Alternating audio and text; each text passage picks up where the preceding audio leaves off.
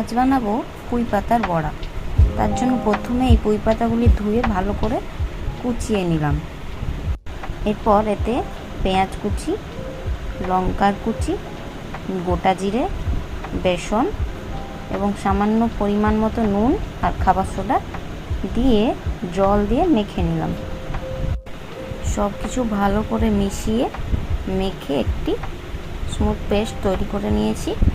এরপরে কড়াই দিয়ে দেব রিফাইন অয়েল। তেলটি গরম হওয়ার মতো সময় দিলাম। তারপর এতে একটি একটি করে পকোড়া ছেড়ে দিলাম। এবারে পকোড়াগুলি একটু লাল লাল করে ভেজে নেব। পুঁই পাতার গরম গরম পকোড়া তৈরি হয়ে গেছে। ভিডিওটি ভালো লাগলে অবশ্যই একটি লাইক করবেন এবং চ্যানেলে নতুন হলে সাবস্ক্রাইব করে পাশে থাকবেন। ধন্যবাদ।